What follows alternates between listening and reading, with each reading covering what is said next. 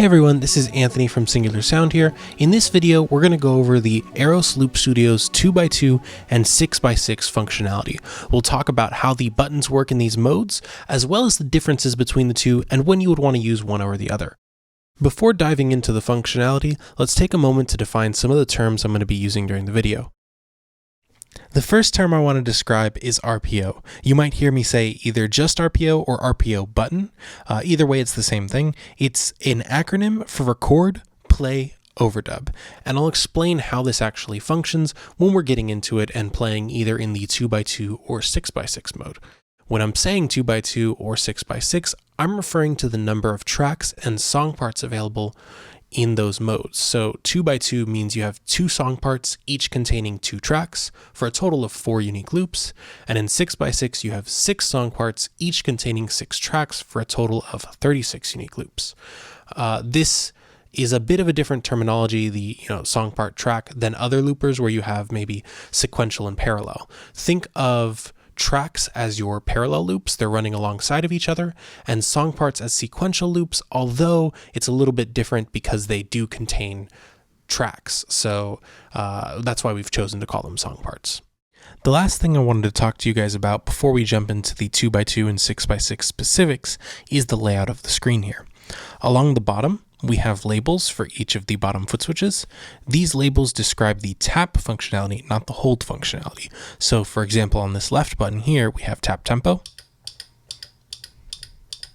But if we hold it down, we also go into the mixer view. Along the right here, we have the info panel. This will tell you the mode that you're in, so whether you're in 2x2 or 6x6, the tempo of the song, the sync, whether it's an internal clock or to an external device via MIDI, the ability to create a new song or to edit this song's settings. In the center here, we have the track list, which will show you your loops and tracks. And then on the left of that, we have these 2 circles which indicate the loop length. These are really important, especially if you have like a long progression, say 16 bars, where you won't actually see all of the measures in the track list. These will give a little bit of a countdown similar to a clock, and you'll just see their circles slowly emptying and filling back up as you're getting through the loop. Then to the left of that, we have the song parts.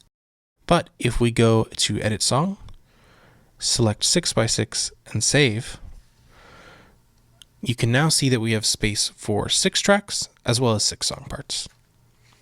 Now that we've covered the basic terminology and layout, we can get into the specifics of 2x2 and 6x6. Starting with 2x2, on the bottom we have 2 RPO buttons and 1 song part selection button. Let's go ahead and show how these RPOs work in action by starting recording. You can see here we had a single bar count in, followed by recording at the end of that measure. You can also notice that the label has switched from record to play. Hitting play will switch that label once more to overdub, hence record, play, overdub, RPO. From here, let's go ahead and show what an overdub looks like. You can see overdubs start immediately, not just at the end of the measure. This is actually pretty useful, especially if you made a mistake and want to go back and just add 1 note to rectify it. Speaking of mistakes, let's say that overdub we just did isn't what we wanted. All we have to do is hold down, and now it's been undone. And when it's grayed out like this is a temporary undo. This means we've chosen to undo it, but the track itself isn't fully deleted. We can still redo and bring that back later. Let's say we wanted to redo it. All we have to do is hold it down again. That'll bring the layer back. If you wanted to confirm the undo instead and permanently delete the undone layer, all you'd have to do is start a new overdub. This is a good time to talk about the different colors on the Aeros Loop Studio as well. You can see that the underneath layer is blue, but the overdub is green. That's because green is the color of any selected track. Now, if we start a new overdub, that previous overdub is going to merge with the bottom layer, also becoming blue, while the new overdub is now the selected track. Now, this doesn't mean that all blue tracks are merged. Blue tracks are simply not selected. We'll see that in action when we switch to the next track. Speaking of switching to the next track, we don't need to hit the play button before recording the next track. We can just hit record on track 2 and it'll automatically start playing track 1 and recording track 2, all with one button press. This works the same for switching song parts. You can see here the second track on the first song part automatically saved, and we jumped right into the first track of the second song part to start recording, all with one button press. Switching back to the first song part is as easy as hitting that song part button once more. Now, let's take a look at 6x6. In this, the first thing that might jump out at you is that we're missing the middle RPO button. This has now become your track select button. Hitting this will cycle through tracks sequentially, one at a time, giving RPO control of whatever track is currently selected. Let's go ahead and show this in action. You can see here we started without that count-in, and the RPO retains the same functionality. Now, once we hit next track, it's going to automatically queue up a recording for that track. Let's say you wanted to go to another track, but didn't want to record just yet. You can do that by hitting next track and then hitting the RPO button to cancel recording before it takes place. Here, you can see we're still in that third track, indicated by the green circle here, but we didn't start recording at the end of that measure. Now, we can use this to go back to the first track. We can overdub on that track, hit play, and then head to that third track to finish recording. The functionality is similar for selecting song parts. Selecting song parts, in this case, doesn't automatically queue up the recording. It simply highlights it and waits for you to give it the command to record. This allows you to queue up the next song part. For example, let's say here we were running an intro on the first song part. Let's pretend we've already recorded a verse here and we're ready to record a chorus. We can record that chorus, and let's say this was it for the chorus and it's all done. Instead of going straight back to the verse, we could use that intro as a transition, head back to there, and then head back to the verse. And that about covers the 2x2 and 6x6 functionality.